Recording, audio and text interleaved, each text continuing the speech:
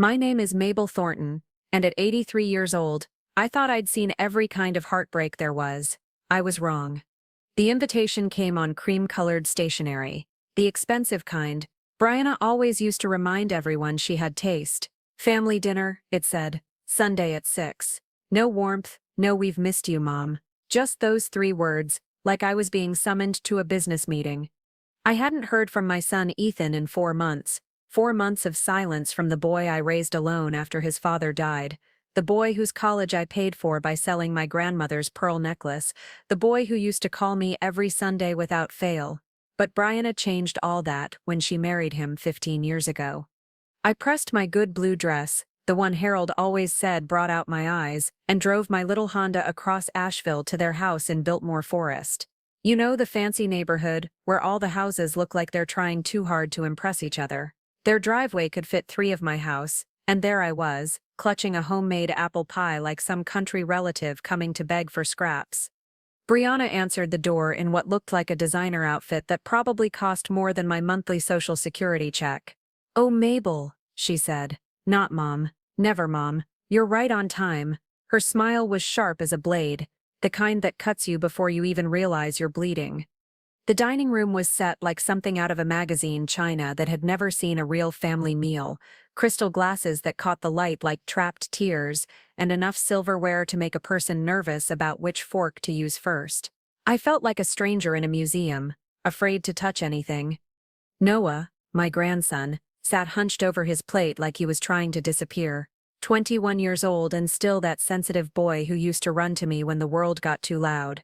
He looked up when I sat down, gave me a smile that didn't quite reach his eyes, and whispered, "Hi, Grandma." At least someone in this house still remembered I had a name. Ethan barely looked at me. My own son, the one I held when he had nightmares, the one I taught to drive in the Piggly Wiggly parking lot, the one who used to tell me I was his best friend. Now he sat there pushing food around his plate like he was solving equations instead of eating dinner with his mother. The conversation, what little there was, felt like walking through a minefield. Brianna talked about their vacation to Europe, places I'd never see on a teacher's pension. She mentioned their new investment advisor, their country club activities, their important friends. Every word was carefully chosen to remind me that I was small, forgotten, irrelevant. "You know, Mabel," she said, cutting her steak with surgical precision, "you really should consider updating your wardrobe. That dress is so nostalgic." The word hung in the air like smoke from a house fire. I smiled and took another bite of the roast that tasted like cardboard, even though I knew it probably cost $50 a pound. "I've always believed in keeping things simple, dear." "Simple," she repeated, like I'd said something in a foreign language. "Yes, I suppose some people prefer not to evolve with the times." Noah shifted in his chair. "Uncomfortable." Ethan said nothing. The silence stretched between us like a gulf I couldn't cross. As dessert was served, store-bought, not the pie I'd brought that sat untouched on the counter, Brianna reached into her purse and pulled out an envelope, cream-colored, like the invitation. She slid it across the table to me with the same expression she might have used to discard a losing lottery ticket. "Since you're too stupid to notice," she said, her voice honey-sweet and poison-sharp, "maybe this will help clarify your position in this family." The words hit me like a physical blow. In 47 years of teaching, I'd been called many things by frustrated students and angry parents, but never stupid, never by family, never at a dinner table where I should have been safe. I looked at Ethan, waiting for him to defend me, to say something, anything. He was studying his dessert plate like it held the secrets of the universe. Noah looked like he might cry. I took the envelope with steady hands, even though my heart was pounding so hard I was sure they could all hear it. "Thank you for dinner," I said, standing up with the dignity that 47 years of managing teenagers had taught me, "and thank you for the clarification." I drove home in my little Honda, that envelope sitting on my passenger seat like a loaded gun. I didn't open it right away. At 83, you learn that some truths are better faced in private, with a cup of tea and your own 4 walls around you. But as I sat in my driveway, looking at my modest house with its garden full of flowers Harold and I had planted together, I realized something. Brianna was right about one thing. I had been too stupid to notice. I'd been too stupid to notice that I'd been funding my own exile, too stupid to see that my silence had been mistaken for weakness, too stupid to realize that sometimes the people who should love you most are the ones who'll hurt you deepest. I opened that envelope with hands that had signed report cards and recommendation letters, hands that had held babies and buried a husband, hands that were steadier than they had any right to be. What I found inside would change everything. The papers inside that envelope were legal documents. Official ones, with raised seals and signatures that looked important enough to scare most people. But I'd spent 47 years reading contracts and bureaucratic nonsense, so I knew what I was looking at even before my reading glasses were fully settled on my nose. Trust, restructuring, asset relocation, signature authorization, big words that all meant the same thing. I'd been erased. The Thornton Family Trust, the one I'd helped establish 20 years ago with the life insurance money from Harold's death, the one I'd contributed to every year since, had been reorganized. According to these papers, I was no longer a beneficiary. More than that, I was no longer considered a contributing member with any legal standing. The signature at the bottom was mine, or it looked like mine. The same careful cursive I'd been perfecting since 1952, when Miss Henderson made us practice penmanship for an hour every day at Asheville Elementary, but I'd never signed these papers. I'd never even seen them before tonight. I sat there in my kitchen, under the fluorescent light that Harold always said made everything look like a crime scene, and felt something cold settle in my chest. Not panic. I was too old for panic. Not even anger. Not yet. Just a deep, bone-deep understanding that I'd been living in a fairy tale while the wolves were changing the locks. Tuesday morning, Noah knocked on my door. He looked like he hadn't slept, his college sweatshirt wrinkled, and his hair sticking up in the back like it used to when he was 5 and worried about thunder. "Grandma Mabel," he said, and his voice cracked like he was 13 again. "Can I come in?" I made him coffee, real coffee, not that fancy stuff his mother drinks, and watched him struggle with words that were too big for a 21-year-old to carry. "She's got plans," he finally said, staring into his mug like it might have answers. "Brianna, she's been working on this for months. Dad knows, but he won't. He can't stand up to her anymore." "What kind of plans, honey?" Noah's hands shook as he set down his coffee. "She found some old papers you'd signed years ago. Something about allowing Ethan to make financial decisions if you were ever incapacitated. She's using those to justify what she did to the trust." I remembered those papers. Power of attorney documents I'd signed when Harold was dying, and I was so tired I could barely think straight. "Just in case something happens to me too," I'd told Ethan. "Just so you can take care of things." It was supposed to be love. It was supposed to be trust. "There's more," Noah whispered. "She's been telling people you're getting forgetful, that you need supervision, that you can't manage your own affairs anymore." The coffee in my mouth turned bitter. Forgetful. At 83, I could still recite every student's name from my last year of teaching. I balanced my checkbook to the penny and never missed a doctor's appointment. But Brianna was planting seeds, watering them with lies, growing a garden of doubt about my competence. "Noah," I said, reaching across the table to cover his hands with mine. "Look at me." He raised his eyes, brown like his grandfather's, wet with tears he was too proud to let fall. "What else?" "She wants to sell your house. Says you need to be in assisted living, and the money from the sale should go into expenses." "My house. The one Harold and I bought in 1963 for $8,000. The one where I'd raised Ethan. The one where every room held 50 years of memories. The house where Harold's roses still bloomed every spring, where his workshop still smelled like sawdust and dreams." After Noah left, I walked through these rooms like I was seeing them for the first time. The living room where Ethan took his first steps, the kitchen where I'd made 10,000 school lunches, the bedroom where Harold and I had planned our retirement that he never got to see. I found myself in Harold's workshop, breathing in the ghost of Old Spice and wood shavings. His tools were still arranged exactly as he'd left them, because some shrines are too sacred to disturb. And there, in the back of his desk drawer behind the sandpaper and spare screws, I found something I'd forgotten about. A deed, yellowed with age, filed in 1974 when land was cheap, and Harold had dreams bigger than his teacher's salary. 180 acres up in the mountains near Hot Springs, bought with money we'd saved penny by penny for what we called our someday fund. We'd planned to build a cabin there when we retired, maybe rent out camping spots to hikers on the Appalachian Trail. Our little piece of heaven, Harold used to call it. But then he got sick, and after he died, I couldn't bear to think about our someday that would never come. I'd never mentioned that land to Ethan, never put it in any family documents, never claimed it on tax forms because Harold had handled all that, and after he died, I just forgot. Or chose to forget, maybe, because remembering hurt too much. The deed was made out to Harold and Mabel Thornton, joint tenants with right of survivorship, which meant when he died, it all became mine. 180 acres of North Carolina mountain land that I'd been paying taxes on for 37 years without really thinking about it. I sat there in Harold's chair, holding that piece of paper, and felt something shift inside me. Not anger, not yet. Something quieter but stronger, something that tasted like the first sip of coffee on a cold morning, sharp and wake me up real. I picked up the phone, the old rotary one Harold refused to replace because it still works fine, and dialed a number I hadn't called in 15 years. Millwood Properties, a familiar voice answered. Tommy Morrison, this is Mabel Thornton. You probably don't remember me, but I taught your sister Jenny back in '89. A pause, then a laugh that sounded just like the 8-year-old boy who used to bring me dandelions. Mrs. Thornton, of course I remember. You made Jenny write 50 thank you notes for her birthday party because she threw them away instead of sending them. She needed to learn manners, I said, smiling for the first time in days. Tommy, I need an appraisal, and I need it done quietly. What kind of property are we talking about?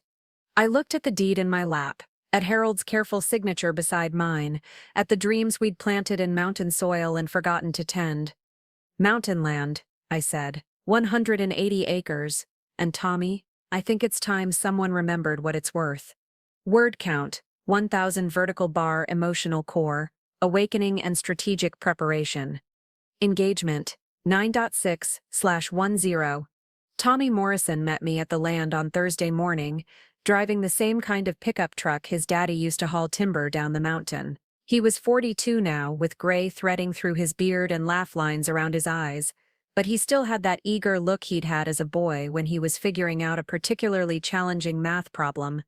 Mrs. Thornton, he said, stepping out of his truck and looking around at the mountain vista spread before us. I have to ask, did you know what you were sitting on all these years? I stood there on land, Harold, and I had walked together 37 years ago when it was nothing but timber and dreams and hope for a future that got cut short. Now the trees were mature, the views were breathtaking, and the real estate market had gone completely insane. I knew it was beautiful, I said. Harold always said it was our ace in the hole. Tommy walked the property lines with his GPS and his measuring tools, stopping every few hundred yards to take photos and make notes. I followed behind him, remembering the day Harold and I had first climbed this mountain, how he'd pointed to the valley below and said, "Mabel, honey, someday folks are going to pay good money to wake up to a view like this." 3 hours later, Tommy and I sat in his truck with the air conditioning running and a stack of comparable sales spread across the dashboard. His face had that look, I remembered from parent-teacher conferences, like he was about to deliver news that would change everything. Mrs. Thornton, at current market rates, considering the location, the views, the access to both Asheville and the Blue Ridge Parkway, he cleared his throat and named a number that made my ears ring. $4.7 million.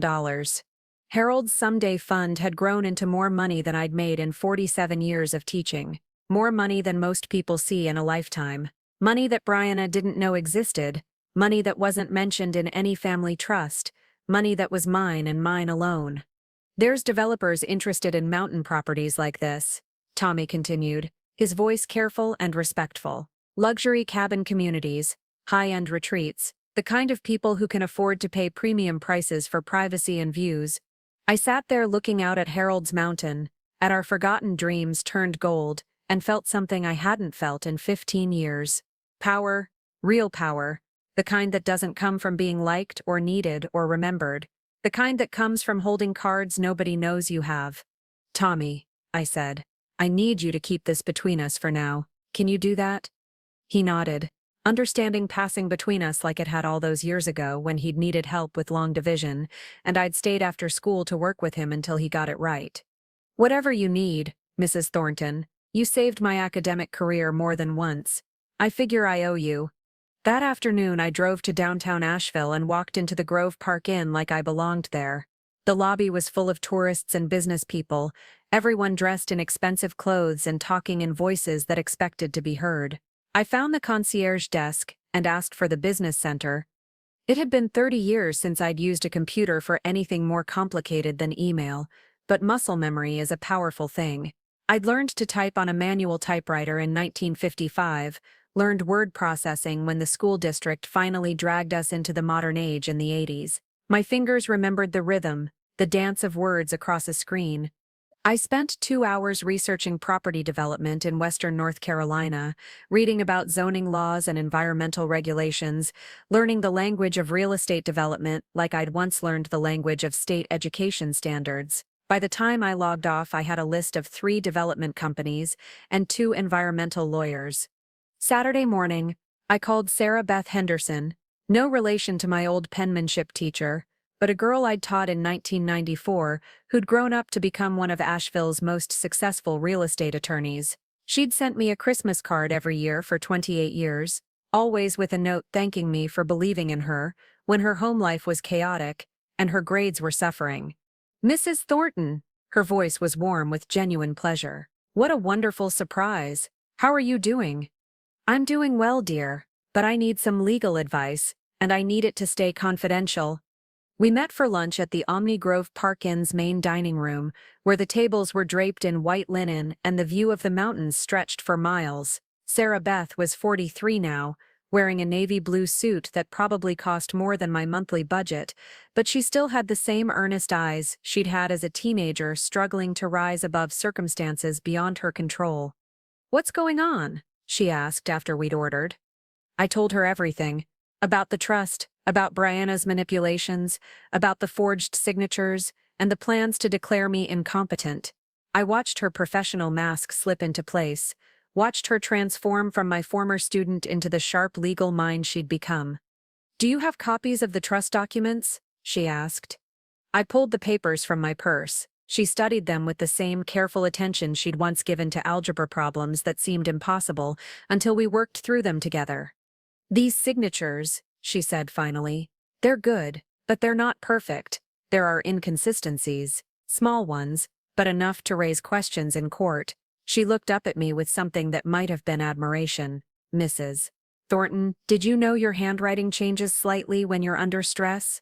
I thought about it, remembering the shaky signatures I'd made at the hospital when Harold was dying, the way my hand had trembled when I'd signed his death certificate. I never thought about it. "Well, it does. And these signatures don't show those stress markers.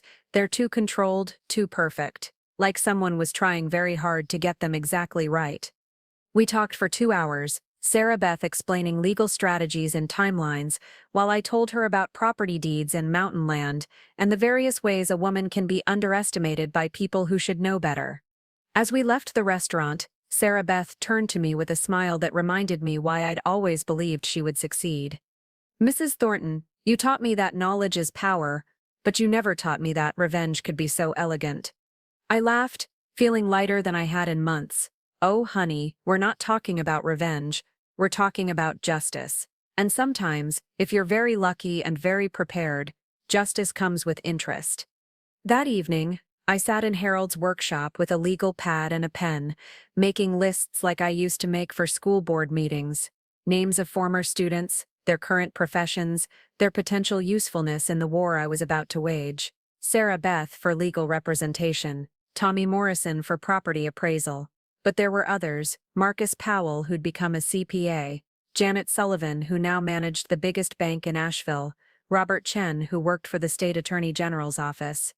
47 years of teaching had given me something Brianna couldn't understand, and Ethan had forgotten: a network, not of social connections or business contacts, but of people whose lives I'd touched, whose futures I'd helped shape, whose loyalty ran deeper than money or convenience. I was no longer just Mabel Thornton, the forgetful old woman who needed supervision. I was Principal Thornton again, and I had work to do. There's something powerfully satisfying about rewriting your life when you're 83 years old. By that age, you know exactly who you are, exactly what matters, And exactly who deserves what's left of your legacy when you're gone. Sarah Beth's law office occupied the top floor of a renovated textile mill downtown, with exposed brick walls and windows that looked out over the French Broad River. I sat in her conference room on Tuesday morning, surrounded by legal documents that would reshape my family's future, and felt more alive than I had in years. "Are you absolutely certain about this, Mrs. Thornton?" Sarah Beth asked, her pen poised over the new will we'd been crafting for the past week. "Once these documents are signed and filed, there's no going back quietly." I looked out at the mountains Harold and I had loved, at the city where we'd built our life together, where I'd shaped young minds and watched them grow into the adults who were now helping me reclaim my dignity. "I've never been more certain of anything in my life, dear." The new will was a thing of beauty in its precision and purpose. Everything. The house Harold and I had shared, the mountain property worth millions, the modest savings account, even my grandmother's china that had somehow survived the Great Depression, and 2 world wars, everything would bypass Ethan and Brianna entirely. Instead, my estate would be divided between carefully chosen charities and educational foundations, with one notable exception.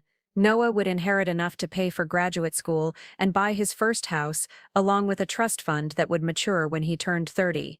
But only if he maintained a relationship with the scholarship recipients and served on the foundation board I was establishing.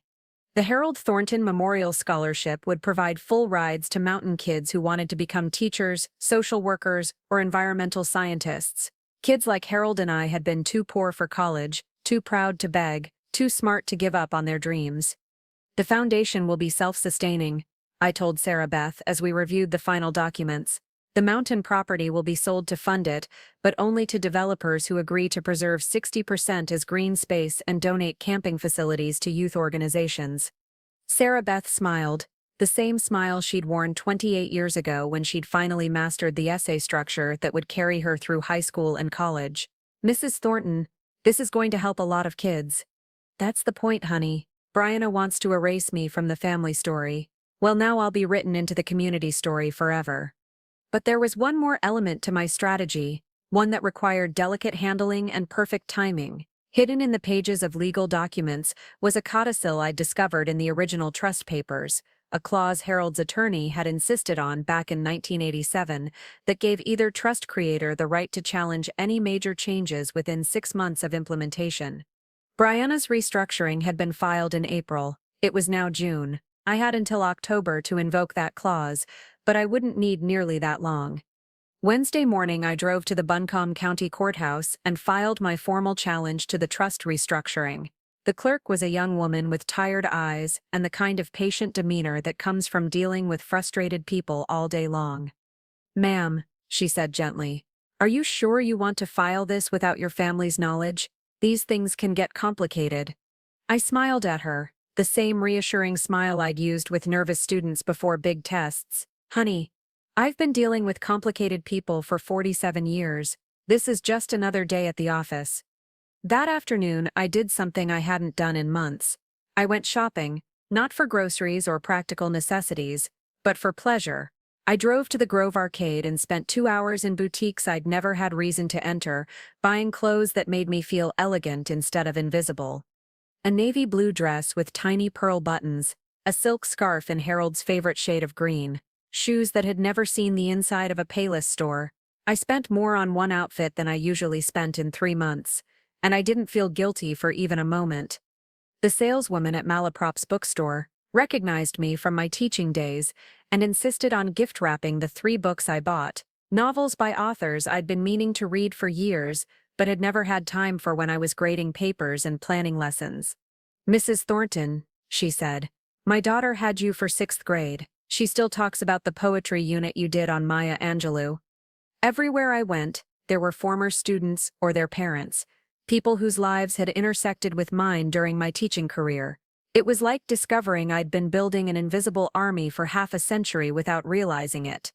Thursday evening, I called Marcus Powell, who'd struggled with dyslexia in my 4th grade class, but had grown up to become one of Asheville's most respected CPAs. His firm handled the books for half the businesses in town, including several that Ethan's employer used for consulting services.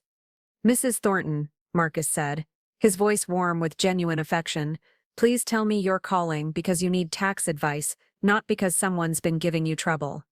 Well, honey, it's a little bit of both. I explained about the trust, about the forged signatures, about Brianna's campaign to have me declared incompetent. Marcus listened with the same careful attention he'd once given to multiplication tables that wouldn't make sense, no matter how many times we practiced them. There are irregularities here, he said finally. Financial improprieties that could get someone in serious trouble with the State Bar Association and the IRS. Would you like me to prepare a formal audit? I would like you to prepare for war, Marcus, but quietly, very, very quietly. Friday morning brought the call I'd been expecting. Ethan's voice on my answering machine, tight with the kind of controlled panic I recognized from his teenage years, when he'd done something wrong and was hoping I wouldn't find out. Mom, we need to talk. Brianna got some papers in the mail from a law firm. Something about you challenging the trust. Can you call me back? Please? I didn't call him back. Instead, I made myself a cup of tea and sat in Harold's workshop, surrounded by his tools and the smell of old wood and memories, and planned my next move. The storm was coming. I could feel it building like the summer thunderstorms that used to roll over the mountains when Harold and I would sit on the porch and watch the lightning dance across the sky. But this time I wouldn't be running for shelter. This time, I was the storm. The second invitation came faster than I'd expected. 3 days after Brianna received those legal papers, my phone rang with Ethan's voice, strained and careful like he was reading from a script someone else had written. Mom, we'd like you to come to dinner again. Tomorrow night. We think there's been some kind of misunderstanding. Misunderstanding, as if 47 years of teaching hadn't taught me to recognize a lie when I heard one. Of course, dear, I said, my voice as sweet as honey over broken glass. I'll be there at 6. This time, I dressed for battle. The navy dress with pearl buttons, the silk scarf, the shoes that had never known discount stores. I looked in Harold's old shaving mirror and saw someone I'd forgotten existed, Principal Thornton, the woman who'd faced down angry parents and hostile school board members, the woman who'd never backed down from a fight when children's futures were at stake. I arrived at Ethan's house exactly at 6, carrying nothing but my purse and the quiet confidence that comes from holding cards nobody knows you have. Brianna answered the door, in what looked like armor disguised as evening wear, black dress, sharp jewelry, makeup applied like war paint. Mabel, she said, and for the first time in 15 years, her smile looked genuinely nervous. How lovely to see you again so soon. The dining room was set with the same formal china, but the atmosphere was different. Tension crackled in the air like electricity before a storm. Noah looked relieved to see me, his shoulders relaxing as I took my seat. Ethan looked like a man who'd been backed into a corner by forces beyond his control. Well, I said, accepting the glass of wine. Ethan poured with shaking hands.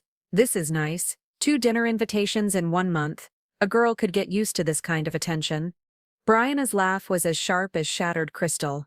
We wanted to discuss this legal situation you've gotten yourself involved in. There seems to be some confusion about the trust arrangements. Oh, there's no confusion on my end, dear. Everything is quite clear. The meal proceeded like a chess match played with forks and knives. Brianna made careful probes about my mental state, my ability to understand complex financial matters, my need for guidance in my golden years. I responded with perfectly reasonable questions about trust documentation, signature verification, and the legal requirements for major estate changes. You know, Mabel, Brianna said, as the salad course arrived, these legal challenges can be so stressful at your age. Perhaps we could work something out privately, without involving courts and lawyers. I sipped my wine, good wine, probably expensive, definitely wasted on this conversation, and smiled. Oh, I'm not stressed at all. In fact, I haven't felt this energized in years. Noah perked up at that, his eyes brightening with something that might have been hope. Really, Grandma? You seem different lately. Happier. I am happier, honey. Do you know? I've been thinking about that mountain property your grandfather and I bought back in '74, beautiful land up near Hot Springs. We always planned to build a cabin there someday. Ethan's fork clattered against his plate. Mountain property? What mountain property? Oh, just a little piece of land, 180 acres or so. Your father was always so good with investments, even on a teacher's salary. Course, Land values have changed quite a bit since then. Brianna's face had gone pale beneath her carefully applied makeup. You never mentioned any mountain property. Well, there's a lot about me you've never bothered to ask about, dear. I turned to Noah with genuine warmth. Honey, would you like to see it sometime? I've been thinking about developing it, maybe building some cabins for families who can't afford fancy vacations. Your grandfather would have liked that. The conversation stumbled through the main course like a wounded animal. Brianna kept probing for information about the property while trying to maintain her facade of control. Ethan looked increasingly panic-stricken as he began to understand that his mother wasn't the helpless old woman he'd allowed his wife to portray. How much land did you say? Ethan asked, his accountant's mind clearly working through calculations. 180 acres, prime mountain real estate, with views of the Blue Ridge. I had it appraised recently, for insurance purposes, you understand. I didn't mention the dollar amount, but I watched Brianna's eyes narrow as she did her own mental calculations. Land in that area, with those views in this market, even someone with basic real estate knowledge could figure out we weren't talking about pocket change. Of course, I continued, cutting my steak with surgical precision, I've been reconsidering my estate planning lately, making sure everything goes to the right people who'll use it the way Harold would have wanted. Noah leaned forward, his young face earnest with curiosity. What kind of development were you thinking about, Grandma? A scholarship foundation, maybe. Something to help mountain kids afford college. Kids who want to become teachers or social workers. People who care about community service instead of just making money. The silence that followed was so thick you could have cut it with a butter knife. Brianna's mask was slipping, revealing the calculation and fury beneath. Ethan looked like he was having trouble breathing. Noah was smiling for the first time in months.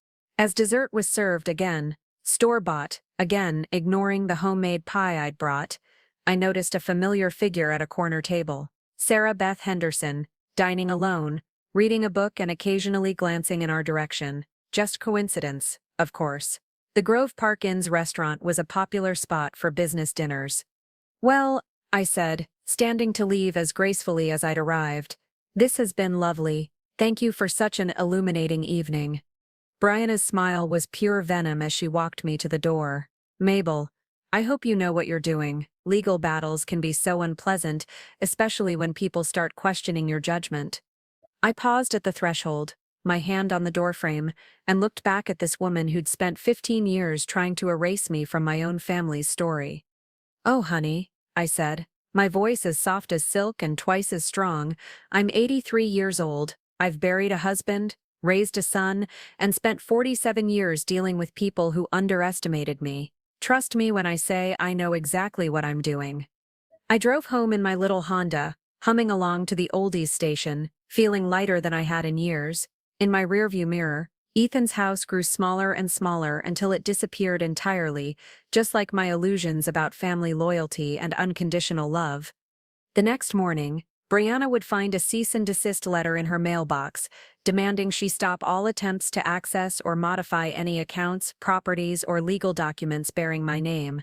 The letter would be on letterhead from Henderson and Associates, one of Asheville's most respected law firms. But that night, I went to sleep in my own bed, in my own house, surrounded by my own memories and my own power, and slept better than I had in months. The war had begun in earnest, and for the first time in 15 years I was winning. Sometimes justice moves slowly, like water wearing away stone. Other times it comes like a mountain avalanche, sudden, devastating, and impossible to stop once it starts rolling. The Asheville Citizen-Times ran the story on the front page of the Tuesday morning edition, right below an article about the mayor's budget proposal and above a feature on downtown development. The headline read, "Local Family Trust Under Investigation for Document Fraud." I sat in my kitchen with my morning coffee and Harold's old reading glasses, savoring every word. The reporter, a young woman named Jennifer Walsh who'd attended Asheville High when I was still teaching, had done her homework. She'd talked to legal experts about signature forgery, interviewed elder law specialists about financial abuse, and somehow obtained public records that showed the timeline of the trust restructuring. The article didn't mention names, of course. Privacy laws and journalistic ethics kept it to initials and vague descriptions, but in a city the size of Asheville, It wouldn't take long for people to connect the dots between E.T., a local accountant, and B.T., his wife, a member of several prominent social organizations. My phone started ringing at 7:30. The first call was from Margaret Sullivan, who'd taught alongside me for 20 years before retiring to Florida. "Mabel Thornton," she said without preamble, "please tell me this newspaper article isn't about that awful daughter-in-law of yours." "I couldn't possibly comment on an ongoing legal matter, Margaret." "Which means it absolutely is about her. Good for you, honey. It's about time someone put that woman in her place." The calls continued all morning. Former colleagues, retired teachers, parents of students I'd taught decades ago. Word travels fast in a community where everyone knows everyone, and apparently I had more friends than I'd realized.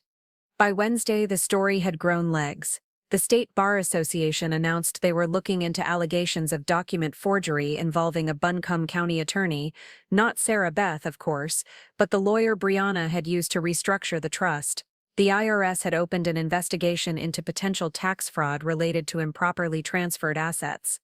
Ethan's employer, Hartwell and Associates, released a carefully worded statement about their commitment to ethical business practices and their cooperation with any official investigations. Reading between the lines, it sounded like Ethan had been placed on administrative leave, pending the outcome of the legal proceedings. But the real blow came Thursday morning, when I opened the society page of the newspaper and found a small notice that made me smile wider than I had in years. The board of directors of the Asheville Country Club regrets to announce the suspension of membership privileges for Mrs. B. Thornton, pending resolution of recent legal allegations. The club maintains the highest standards of integrity and cannot continue association with members facing questions about financial impropriety. Brianna's precious country club membership, the one she'd used to lord her social status over me for 15 years, had been revoked.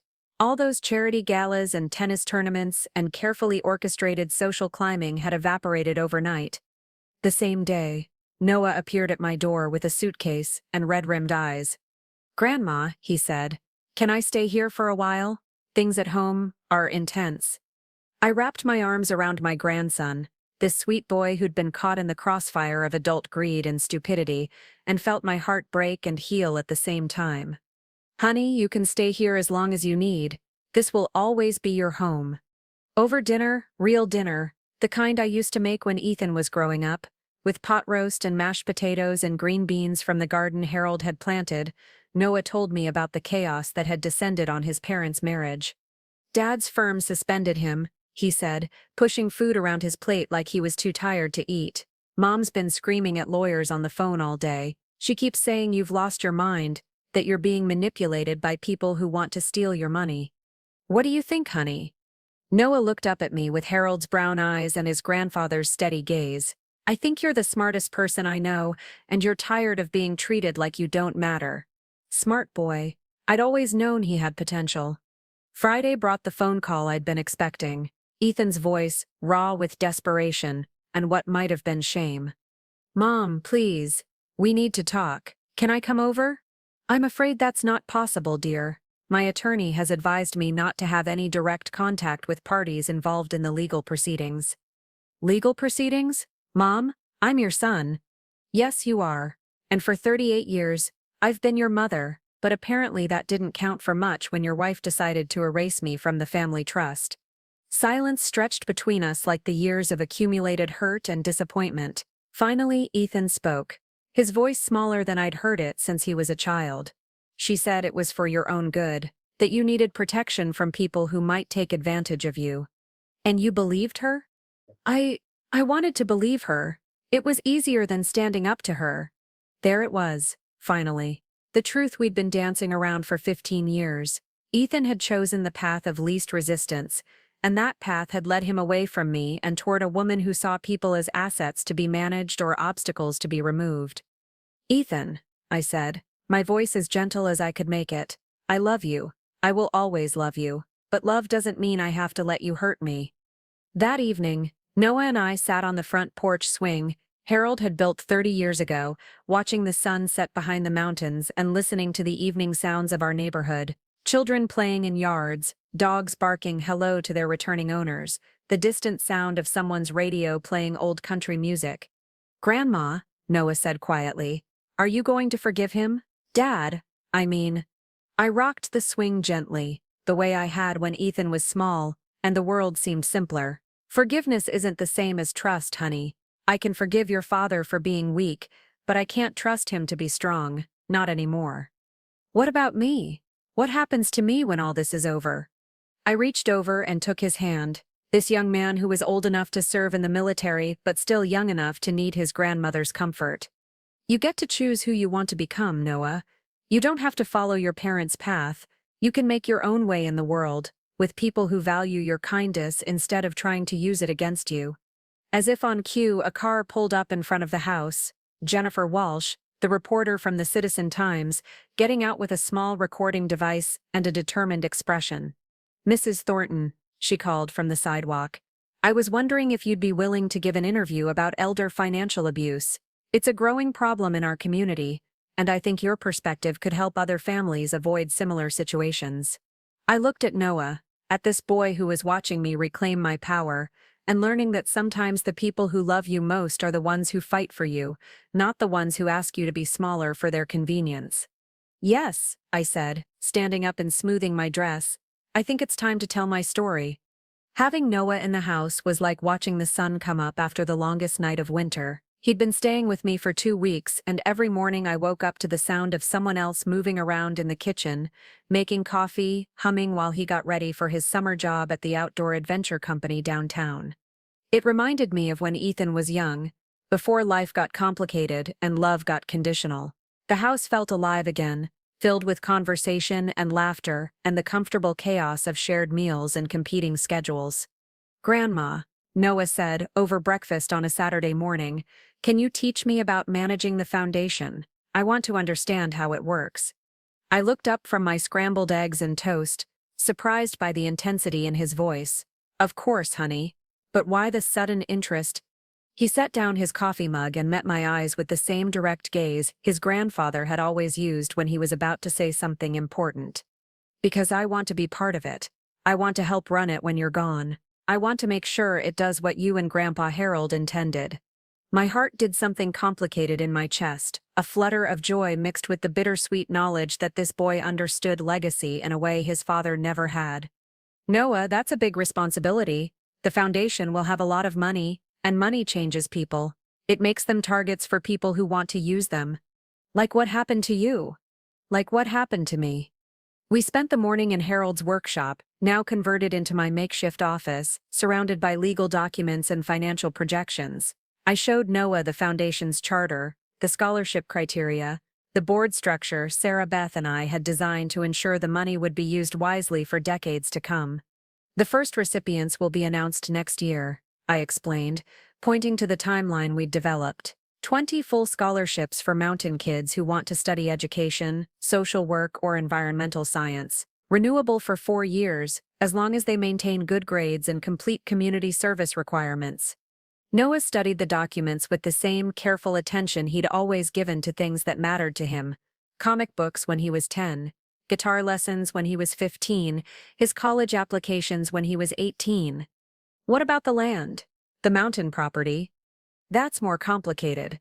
We have 3 developers interested, but I'm not just selling to the highest bidder. The buyer has to agree to preserve most of the land as green space and create public access to hiking trails. Your grandfather always said that mountain should belong to everyone, not just people who can afford vacation homes.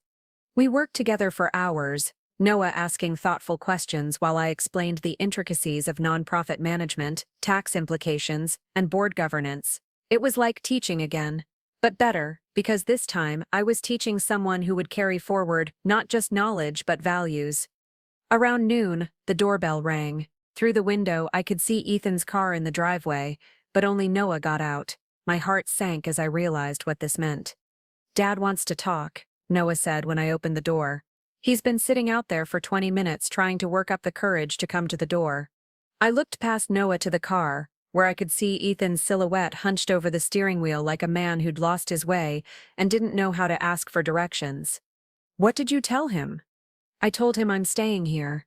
I told him I'm not coming home until he decides whether he wants to be your son or Brianna's husband, because he can't be both anymore. 21 years old, and this boy had more backbone than his father had shown in 15 years of marriage. Noah, you don't have to choose sides. This isn't your fight. Yes, it is, he said firmly. You've been more of a parent to me than either of them for the past 5 years. You're the one who remembered my birthday when they were too busy with their social calendar. You're the one who came to my high school graduation when Dad had to work late. You're the one who listened when I was struggling with college choices and depression and figuring out who I wanted to be. His voice cracked slightly on the last words, and I realized this young man had been carrying more pain than I'd understood. They've been so focused on maintaining their image, their status, their perfect little life, that they forgot they had a son who needed them. But you never forgot. You never stopped seeing me. I hugged him then, this grandson who was choosing love over convenience, authenticity over appearance, and felt something heal inside me that I hadn't even realized was broken. That afternoon, while Noah was at work, I sat down and did something I'd been putting off. I wrote a letter to Ethan. Not a legal document or a formal notice, but a letter from a mother to her son, full of all the things I'd been too hurt and too proud to say. I told him about the nights I'd stayed awake when he was a colicky baby, walking the floors of this same house, singing lullabies until my voice was hoarse. I told him about the sacrifices Harold and I had made to pay for his college, the pride we'd felt at his graduation, the hope we'd had for his future. I told him about the slow erosion of our relationship after he married Brianna, how I'd felt myself becoming smaller and quieter in his presence, how I'd started second-guessing every word I said for fear of being labeled difficult or intrusive. And I told him about the choice he'd made, not just in supporting the trust restructuring, but in all the small moments when he'd chosen silence over standing up for me, convenience over courage, his wife's approval over his mother's dignity. I don't need you to choose me over her, I wrote, but I need you to choose truth over comfort, integrity over ease. I need you to be the man I raised you to be, not the man she's convinced you to become. I sealed the letter in an envelope and left it on the kitchen counter for Noah to deliver. Some conversations are too important for lawyers and legal proceedings. Sometimes, love requires directness, especially when it's painful. That evening, Noah and I planned our first scholarship gala. We sat at the kitchen table with legal pads and calculators, designing an event that would honor Harold's memory while raising awareness for the Foundation's mission. We could hold it at the library, Noah suggested. The main branch has that beautiful community room with the mountain views. Perfect, I said, remembering all the hours I'd spent in that library when Harold was dying, finding comfort in books when the real world became too difficult to bear. Your grandfather always said, libraries were churches for people who worshipped knowledge. As we worked, I watched this young man who was choosing to build something positive from the ashes of family dysfunction and felt more hopeful about the future than I had in years. The foundation would outlive me. The scholarships would help kids I'd never meet, and Noah would carry forward the values Harold and I had tried to instill: service over selfishness, community over status, integrity over convenience. Brianna had tried to erase me from the family story. Instead, she'd helped me write myself into the community story forever. And sometimes that's exactly the legacy a person needs. The Asheville Library's community room had never looked more beautiful. Noah and I had spent weeks transforming the space into something that would have made Harold proud: simple elegance that celebrated education and community service without pretending to be something it wasn't. White tablecloths borrowed from my church, centerpieces made from books tied with ribbon and topped with mountain wildflowers, and photographs of Harold displayed on easels around the room. The banner hanging behind the head table read, Harold Thornton Memorial Scholarship Foundation, Investing in Mountain Dreams. At 78 years old, I thought I'd attended my last formal event, but here I was at 83, standing in the library where I'd spent countless hours as a young teacher researching lesson plans and a grieving widow finding comfort in other people's stories, hosting a gala that would ensure Harold's memory lived on in ways Brianna could never touch. The guests began arriving at 6 o'clock. Former students, now adults with children of their own, who'd driven from as far as Charlotte and Atlanta to honor the teacher who'd believed in them. Fellow educators, retired and current, who understood that the best memorial for a good teacher is helping more children learn. Mayor Patricia Williams arrived with her husband, both of them dressed elegantly but comfortably, like people who understood that substance mattered more than show. She'd been one of my students in 1987, a shy girl with a speech impediment who'd grown up to become one of the most effective public servants Asheville had ever elected.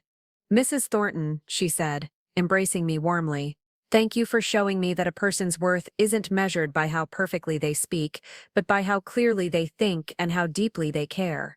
Sarah Beth Henderson arrived with her teenage daughter, a girl who had her mother's determined chin and her grandmother's love of books. "Mrs. Thornton," Sarah Beth said, "I want Madison to meet the woman who taught me that intelligence without integrity is just cleverness, and cleverness without compassion is just cruelty."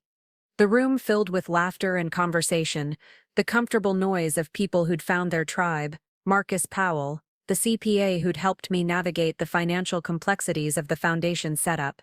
Tommy Morrison, the real estate appraiser who'd given me the ammunition I needed to fight back. Jennifer Walsh, the reporter who'd helped bring the truth to light. And scattered throughout the crowd, dozens of former students whose lives I'd touched in ways I'd never fully understood. The boy who'd struggled with reading until I stayed after school with him every day for a month. The girl who'd been too shy to speak in class until I found the one subject that made her eyes light up. The teenager who'd been headed for trouble until someone finally convinced him he had potential worth protecting. Noah, handsome in his grandfather's navy suit that fit him almost perfectly, served as master of ceremonies. He stood at the podium with confidence I'd rarely seen in his father, speaking about the foundation's mission with passion that came from genuine belief. "My great-grandfather Harold never had the chance to go to college," he said, his voice carrying clearly through the room. "But he understood that education was the only inheritance that could never be stolen, never be lost, never be taken away by people who didn't understand its value." The keynote speaker was Dr. Maria Santos, president of UNC Asheville, who'd grown up in a family of migrant farm workers and earned her PhD through a combination of brilliance, determination, and scholarships that recognized potential over privilege. "Education," she said, "is not a privilege for the wealthy or a consolation prize for the poor. It's a fundamental right that transforms not just individual lives but entire communities. The Harold Thornton Memorial Scholarship will change lives we can't imagine, in ways we can't predict for decades to come." As she spoke, I noticed movement near the entrance. Ethan and Brianna had arrived, standing uncertainly in the doorway like party crashers, who'd realized they'd come to the wrong celebration. They were dressed appropriately, Ethan in a dark suit, Brianna in something black and expensive, but they looked completely out of place. The room's energy shifted slightly as people noticed them. Conversations became quieter, more careful. These were educators and community leaders, people who understood the difference between public dignity and private drama, but they also knew the family story that had been playing out in the newspapers for weeks. I excused myself from my conversation with the library director and walked over to where they stood, feeling the weight of 200 pairs of eyes watching this moment. "Ethan," I said, my voice warm but controlled. "Brianna, I'm surprised to see you here." Ethan looked like a man who'd aged 5 years in 5 weeks. His face was thinner, his eyes had lost their comfortable certainty, and he was holding himself like someone who was no longer sure of his place in the world. "Mom, he stopped, glanced around at the crowd of people who were politely not staring while obviously listening to every word. "Could we talk? Privately?"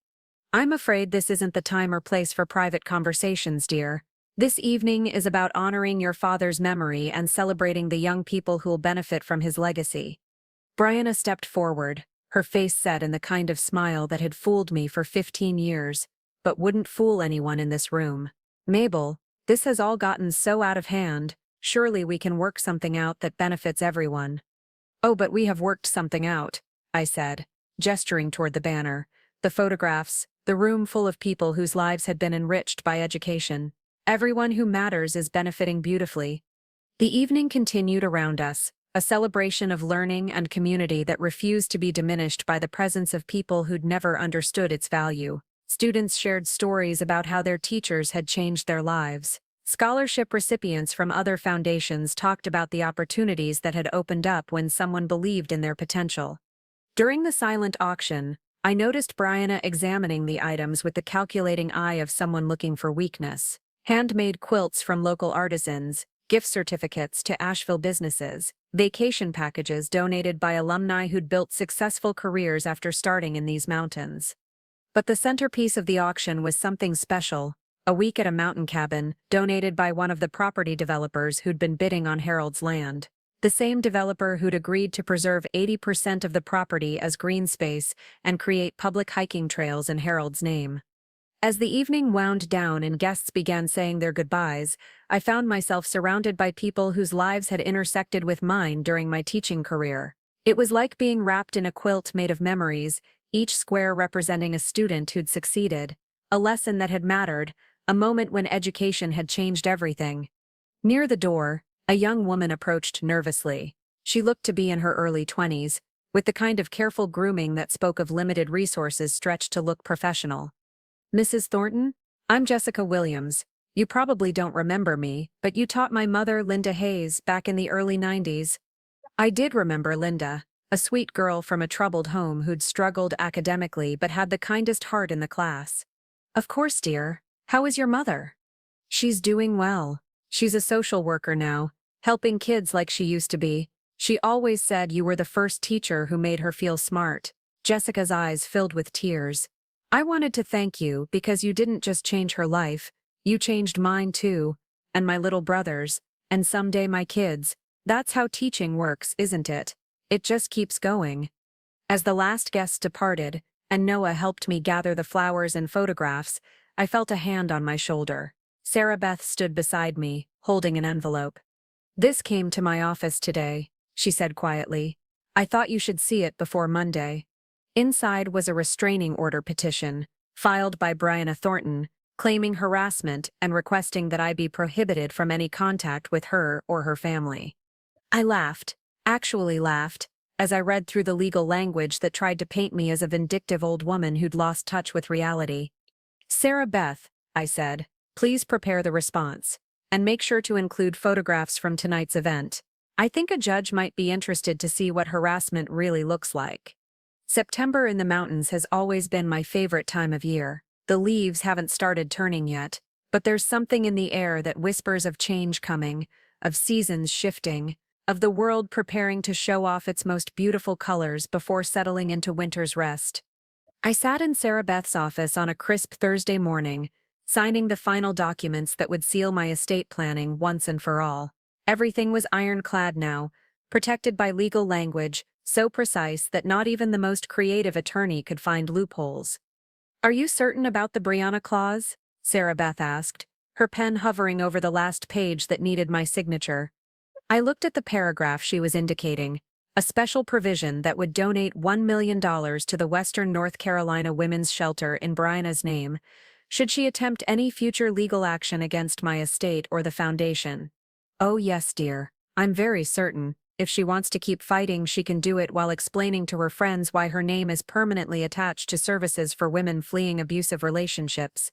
Sarah Beth smiled the same wickedly satisfied smile she'd worn as a teenager when she'd finally mastered a particularly challenging legal concept.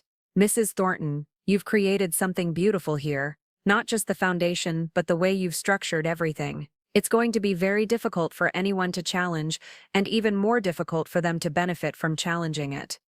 The mountain property had been sold the week before to Morrison Development, Tommy Morrison's company as it turned out. He'd offered top dollar and agreed to every condition I'd set: 80% preserved green space, public hiking trails, overnight camping facilities for youth groups, and a nature education center that would bear Harold's name. The money from the sale, $4.7 million, was now safely deposited in foundation accounts that would generate income for scholarships in perpetuity. 20 full-ride scholarships per year, renewable for 4 years, specifically for students from Appalachian families who wanted to study education, social work, or environmental science. My house would go to Noah when I died, along with a trust fund that would mature when he turned 30, but only if he maintained his involvement with the foundation and continued the community service that had become so important to him over the summer. Everything else, Harold's life insurance money that I'd never spent, my teacher's pension that had been accumulating for 15 years of modest living, even my grandmother's pearl necklace that I'd bought back from the pawn shop with my first Social Security check, All of it would fund the ongoing operations of the foundation. There's one more thing, I told Sarah Beth as we finished the paperwork. I want to establish a separate fund for emergency assistance. Sometimes students need help with things scholarships don't cover, car repairs so they can get to campus, emergency medical bills, family crises that threaten their ability to continue their education. How much are you thinking? 200,000 should handle it for the first few years. After that, the foundation board can decide whether to replenish it. Sarah Beth added the provision to the documents, and I signed my name with the same careful penmanship Miss Henderson had taught me 70 years ago. My signature hadn't changed much over the decades, still the same clear cursive that had signed report cards and recommendation letters, marriage certificates and mortgage papers, birth certificates and death certificates, and now these final documents that would ensure my values outlived my voice. That afternoon, Noah and I drove up to what used to be Harold's Mountain. The property was still ours for another month, until the official transfer, and I wanted to see it one more time before it became something new. We hiked the old logging road that Harold and I had walked 37 years ago, when we were young enough to believe we had all the time in the world to build our dreams. The trees were taller now, the views more spectacular, and the peace just as profound as I remembered. "Are you sad about selling it?" Noah asked as we sat on the same fallen log, where Harold and I had shared our last conversation about the future we'd never have together. "No, honey. I'm glad it's going to be used the way your grandfather intended. He always said this mountain should belong to everyone, not just people who could afford to own it." We sat in comfortable silence, listening to the wind in the trees and watching clouds cast shadows across the valley below. This was the view Harold had wanted to wake up to every morning in retirement. Now, thanks to the nature center and hiking trails, thousands of people would have the chance to experience the same peace and beauty that had drawn us here all those years ago. As we walked back to the car, Noah asked the question I'd been expecting. "What about Dad? Do you think he'll ever understand what happened here?"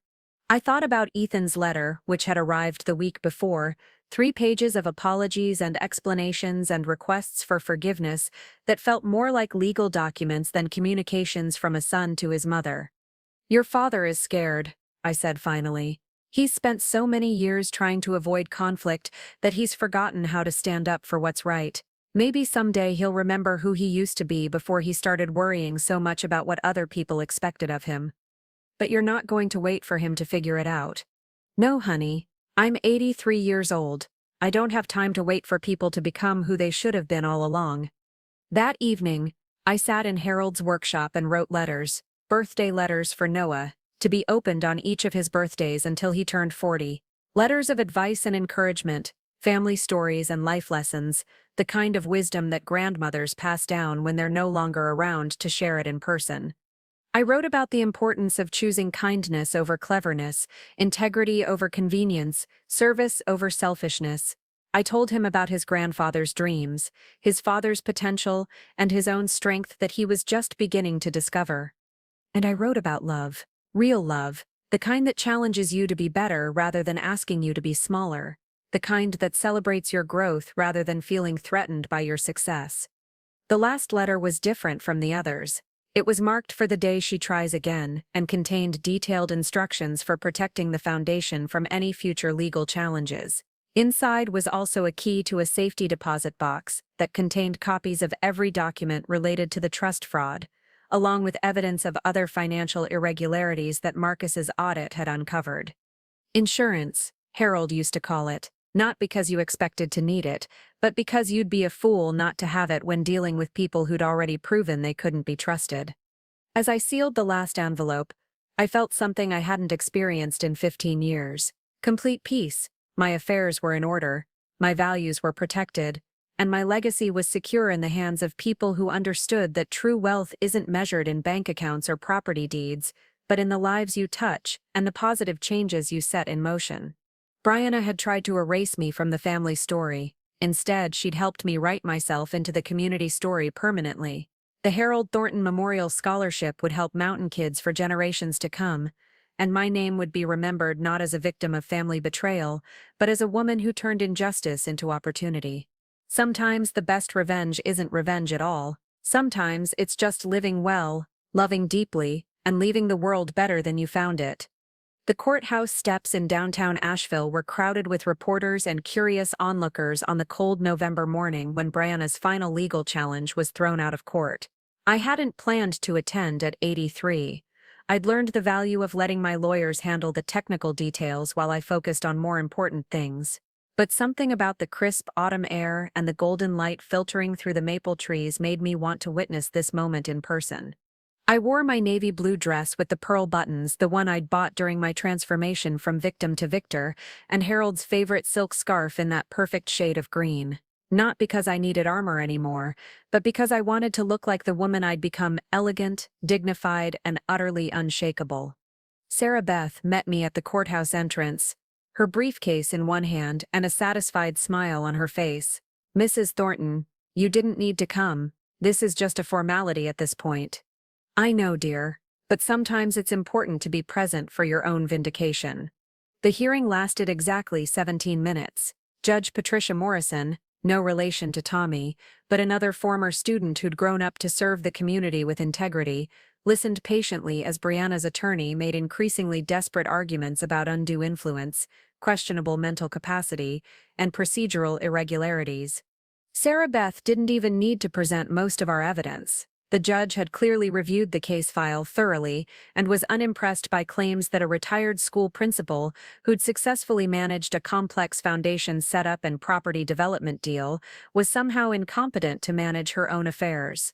"Motion denied," Judge Morrison said with finality. "Furthermore, this court finds the allegations to be without merit and notes that this appears to be the fourth frivolous filing by the plaintiff in this matter.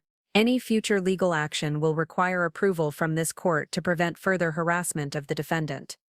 As we left the courtroom, I noticed Brianna standing near the vending machines, her expensive suit wrinkled and her carefully maintained composure finally cracking. She looked older than her 58 years, worn down by months of legal battles that had cost her more money than she'd ever recovered, more reputation than she'd ever rebuild. Ethan stood beside her, but at a distance, like a man who'd finally realized he'd chosen the wrong side and was trying to figure out how to cross back over without losing face. His business was gone. Hartwell and Associates had let him go after the ethics investigation concluded. His marriage was clearly failing, and his relationship with his son was non-existent since Noah had chosen to live with me permanently. On the courthouse steps, I paused for the photographers and reporters who'd been following this story since it first broke in the Asheville Citizen-Times. Jennifer Walsh stepped forward with her recorder and her earnest young face. "Mrs. Thornton, how does it feel to have your legal battles finally resolved?" I thought about it for a moment, looking out at the mountains that surrounded our little city, at the community that had rallied around me, at the future that stretched ahead for the students who would benefit from Harold's legacy. "You know, dear, I spent months thinking this was about justice, about making sure the people who hurt me faced consequences for their actions. But I realize now it was never about them at all. It was about me remembering who I am and what I'm capable of when I stop letting other people define my worth." What's next for the foundation? Next month, we'll announce our first scholarship recipients. 20 bright young people from right here in these mountains who will have the chance to pursue their dreams without worrying about how to pay for them. That's Harold's real legacy, not the money, but the opportunities. As the crowd dispersed and the reporters moved on to other stories, I found myself walking slowly through downtown Asheville, past the shops and restaurants where I'd been a regular customer for decades, past the library where we'd held our gala, past the school where I'd taught for so many years. At the post office, I mailed a package to Brianna's address. Inside was the original envelope she'd given me at that first terrible dinner, the one with the cream-colored stationery and the trust documents that had started this whole journey. But now it contained something different. I'd rewritten her note, using the same expensive stationery, the same careful penmanship. "Since you're so stupid, you never noticed what real legacy looks like. Thank you for reminding me of mine. Mabel Thornton." Inside the envelope were photographs from the scholarship gala, newspaper clippings about the foundation's work, and a copy of the deed transferring Harold's mountain property to public use. All the evidence of a life well lived and values well defended. That evening, Noah and I cooked dinner together in the kitchen, where I'd raised his father, where I'd planned lessons and graded papers and mourned Harold's death. But now it was filled with new life, new purpose, new joy. Grandma, Noah said as we sat down to eat, I got a call from Dad today. I paused with my fork halfway to my mouth. Oh? He wants to meet, just the two of us. He says he needs to apologize, but he's afraid you won't forgive him. I set down my fork and looked at this young man who'd chosen integrity over convenience, love over loyalty, truth over family politics. What did you tell him? I told him forgiveness isn't something you can demand or schedule. I told him you'd already forgiven him, forgiven both of them, but that forgiveness doesn't mean forgetting, and it doesn't mean trusting people who've proven they can't be trusted. Smart boy. He'd learned lessons his father was still struggling to understand.